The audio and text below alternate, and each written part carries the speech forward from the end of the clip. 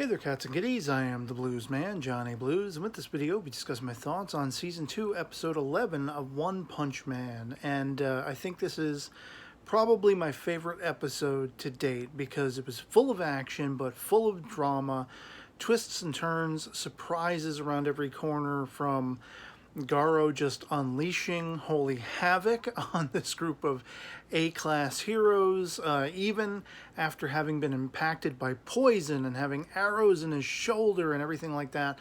You think he's on his last legs, but it just goes to show you that the most dangerous an animal can be is when it's wounded. A wounded animal is at its, most ferocious. And, it goes without saying that's exactly what was happening in this episode. He hands every one of these heroes their asses one after the other, bringing it down to Death Gatling. And I thought Gatling's, sort of changeover, skull face, metallic skull face, when he's about to unleash his, supreme power, his, one-shot kill move, if you will. If it was anyone else, if he was up against anyone else, it probably would have had that effect. But I thought it was spectacular. That whole sequence, Garo being able to try to, talk Death Gatling down. Hey, there's a kid. There's a civilian in the house behind us in this, shack, this little ramshackle shed, in the woods or whatever it is. And don't go all out. Don't fire in that direction. He might get hit. You might kill this child. And of course, at this point, because, Garo's laid waste to all of these other A-class heroes, the Gatling doesn't want to hear it. And he lets loose, and to my utter shock, a wounded Garo is still left standing in the end. Bleeding, most assuredly, but, all but bulletproof. I don't know if any of those bullets actually impacted him, actually wounded him. I think all those wounds were from the arrows and all the other stuff he was doing before that. And here we see once again they were playing both sides. There was a gray area because I'm semi-rooting for Garo, and they kind of, when they're cutting back to the child and his reaction to everything, and the idea, the one cat in the A-class heroes was inspired by Saitama and such like that. It's like you're not quite sure. You're teeter-tottering back and forth. Should I be in support of Garo and rooting for him? Should I be in support of these heroes? Because a large part of what Death Gatling is telling Garo is, hey, we want to prove ourselves. We want to use you to show that we're badass too. We're as tough as the S-class. We're as special as the S-class and all that kind of stuff. And so that idea of hierarchy and trying to prove oneself, it shows that there is this disparagement in the hierarchy of the Hero Association. And you don't know if you want to root for the heroes because it doesn't sound like they're doing this selflessly. There isn't anything about self-sacrifice or saving victims. Death Gatling comes out and says, when Garo challenges him, aren't you supposed to go get that kid that's a hostage that the Monster Association are holding? And he's like, oh, we'll get to that in time. You're first. We're going to set our sights on you first.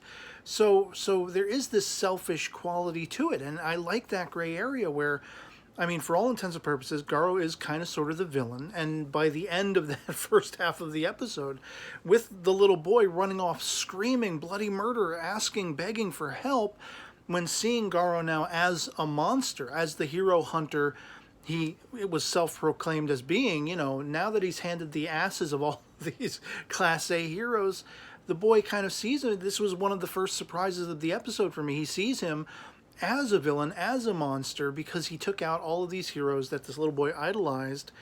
And I had wondered, I had been speculating, and I hoped, I voiced this in my previous episode discussion video, I was hoping that maybe they would flip it on its ear, on its side, and we would find this boy, becoming sympathetic toward Garo, as I, the viewer, have been becoming since the previous episode. And so, again, it was flip-flopping emotionally and sort of, moralistically and everything like that, as far as who should I be rooting for here. And once everything was said and done and Garo was about to go on his merry way and convalesce or whatever it is, the second surprise of the episode comes in where Genos comes out of nowhere. I thought it was going to be Saitama, quite frankly.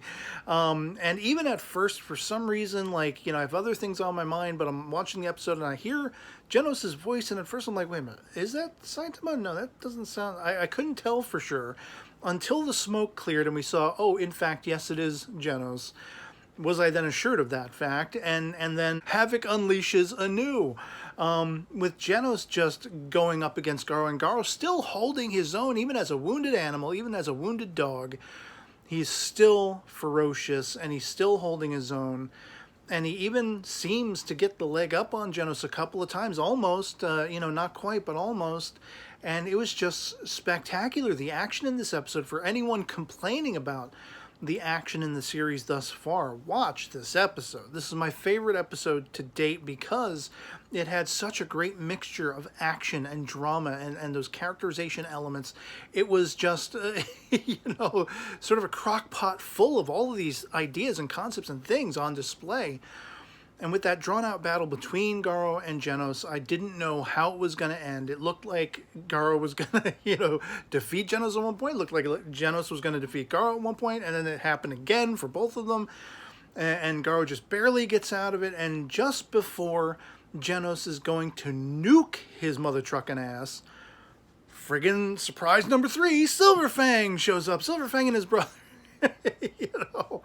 Out of the blue, and now Silverfang and Garo are gonna go toe to toe. It's just like, and that's the cliffhanger ending, and it was mind freaking blowing. Even as I say, I have a lot of stuff going on offline on my mind.